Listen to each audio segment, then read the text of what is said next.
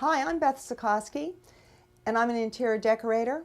I'm also the owner of Easy Designs, an interior design and real estate staging firm located in Cherry Hill, New Jersey.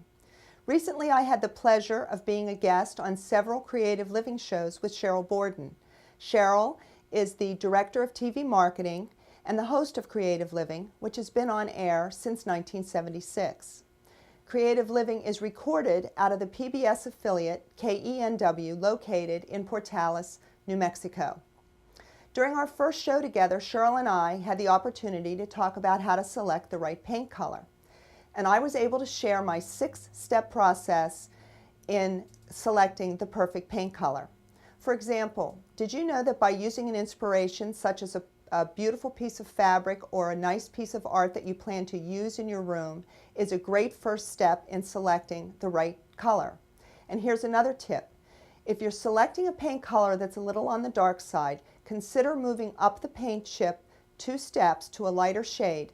That shade will be more forgiving and far more flexible, and I think you'll be glad that you did. Finally, when you think you've found the right paint color, make sure you purchase a sample of that paint color and test it in your room. Remember, when you're purchasing paint, you're looking at paint under fluorescent lighting, and that lighting can be very different than the lighting in your home. So test the paint on a number of walls in the room. Make sure you're looking at that paint under different weather conditions and also in artificial and natural lighting. To learn more about how to select the right paint color, watch the Creative Living video or contact me, Beth Sikoski, at Easy Designs at 609-560-6346 or find us on the web at easydesigns.biz. Thanks for watching, and I'm Beth Sikoski of Easy Designs, where interior design is made easy.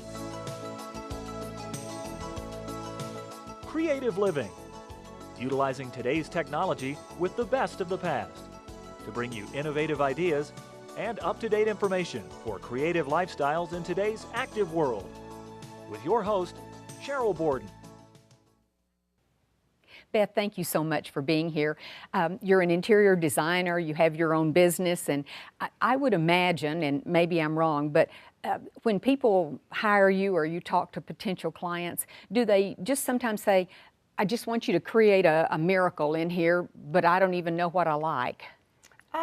More often than not, I think my clients have some idea of what they'd like, even if it's just a feeling. Oh, sometimes they have a color in mind, or you're never quite sure. Sometimes they're certain they want to keep a certain piece of furniture.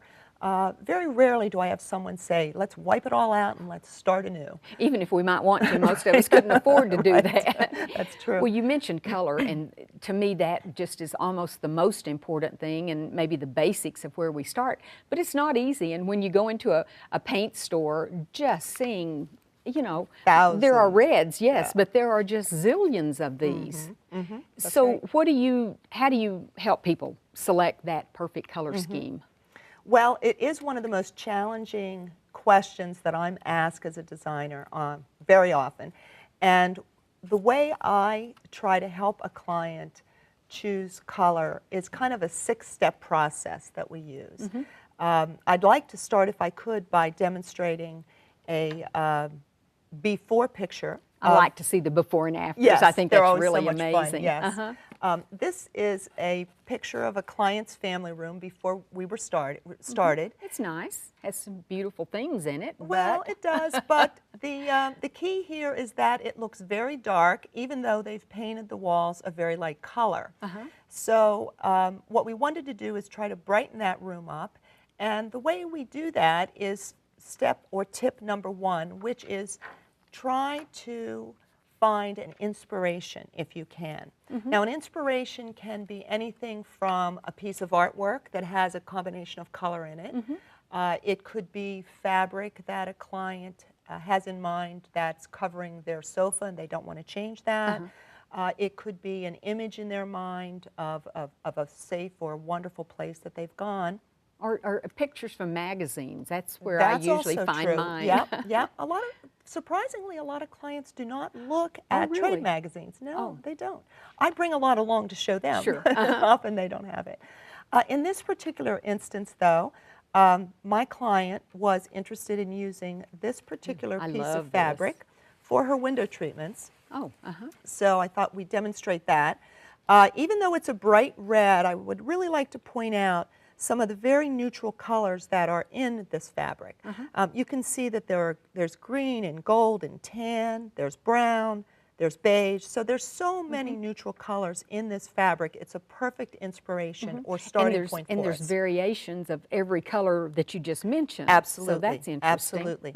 So by using this as our inspiration, this is how we began to create the new room. Well, the new we'll and leave it here improved where- room. The new and improved room. Okay. Oh, and here are Okay. the windows that you were talking about that she Right. wanted to create. Right. So this is the after result. And what you can see here is that we've used the fabric for the window treatments that she had asked. But the key here, which takes us to step number 2, is what we call the 60-30-10 rule. I've heard that. Would you explain that? Sure, I'd be glad to. The 60-30-10 rule simply says that 60% of the color that you're going to use in a room should be obviously the primary color, but it also should have the most flexibility. It should probably be lighter than some of the other colors that you're using, but just keep in mind that you're using it over 60% of your room, which of course will include the wall. So it could be the walls. Could it also be the flooring?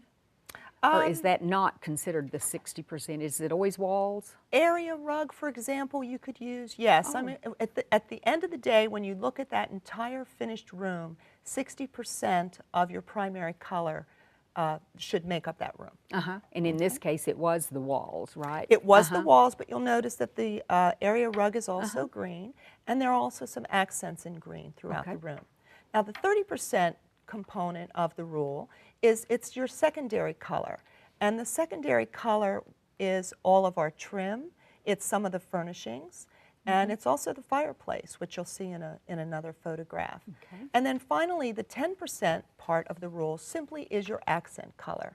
So that's where you're adding pops of color, and in this instance, believe it or not, the window treatments became our accent color of red, and you'll see those pops throughout the room as well. Well, right, and it's such a pretty fabric to pick those accent colors, and they just sort of pop. That's the first thing you see That's in the this key. picture. And here's that fireplace you were talking Yes, about. yes, we whitewashed the fireplace so that it didn't have that dark appearance before. I think tip number 3 would be to use variations of the same colors that you've finally selected. So we know that we've selected green, we know that we've selected creams and beiges, and we know we've selected red. So if you look at the photograph that you're holding up now, you'll see that not everything is the exact same color, green, for example. No, If you've even got a real bright sort of a green bright garden green. stool, right. If you were to use the same color green throughout the entire house, what you'd find is a very monochromatic room. And that would become very boring. kind of boring. Yeah. You'd tire of it Exactly. much sooner. Exactly. So what we do is we mix up those colors in the same color scheme. So keep that in mind whenever. And I like your idea about, I had read where you, when you think you've found your right paint color, you do want to bring that home, maybe the small samples if you can get some, and paint it in different places on your wall and look at it, different times of day.